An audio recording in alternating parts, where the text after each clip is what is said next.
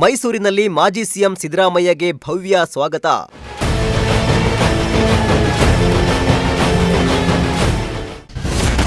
CM ಕುರ್ಚಿಯಿಂದ ಕೆಳಗಿಳಿದರ ಬಗ್ಗೆ Siddu ಭಾವುಕ post.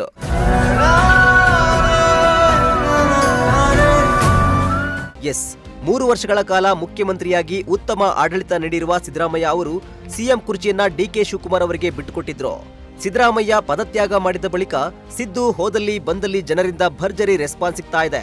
ನಿನ್ನೆ ಸಿದ್ದರಾಮಯ್ಯ ಅವರ ತವರು ಜಿಲ್ಲೆಯಾದ ಮೈಸೂರಿಗೆ ಭೇಟಿ ನೀಡಿದ್ದು ಜನರಿಂದ ಅದ್ದೂರಿ ಸ್ವಾಗತ ಸಿಕ್ಕಿದೆ.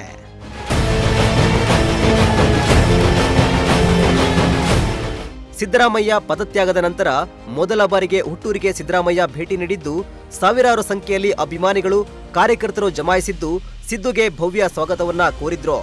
ಮೈಸೂರಿನಲ್ಲಿ ಜನರಿಂದ ಸಿಕ್ಕ ಭವ್ಯ ಸ್ವಾಗತ ಕಂಡು ಸಿದ್ದರಾಮಯ್ಯ ಎಮೋಷನಲ್ ಆಗಿದ್ದು ಸಿಎಂ ಕುರ್ಚಿ ಬಿಟ್ಟುಕೊಟ್ಟ ಬಗ್ಗೆ ಸಿದ್ದು ಭಾವುಕ ಪೋಸ್ಟ್ ಒಂದನ್ನ ಹಂಚಿಕೊಂಡಿದ್ದಾರೆ. ಅಧಿಕಾರ ಸಂಪತ್ತು ನಶ್ವರ ಎಂದು ಭಾವುಕರಾಗಿ ಪೋಸ್ಟ್ ಮಾಡಿದ್ದಾರೆ.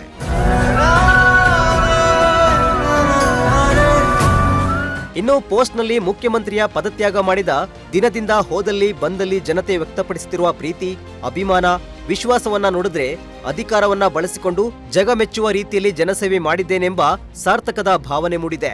ಅಧಿಕಾರ ಸಂಪತ್ತು ಕಾಲ ಬದಲಾದಂತೆ ಕಳೆದು ಹೋಗಬಹುದು. ಜನರ ಪ್ರೀತಿ ನಿರಂತರ. ನನ್ನ ಸಾರ್ವಜನಿಕ ಬದುಕಿನಲ್ಲಿ ನನ್ನನ್ನ ಪ್ರೀತಿಸುವ ದೊಡ್ಡ ಜನಸಮೂಹವನ್ನೇ ಸಂಪಾದಿಸಿದ್ದೇನೆ ಎನ್ನುವ ಹೆಮ್ಮೆ ನನ್ನದು.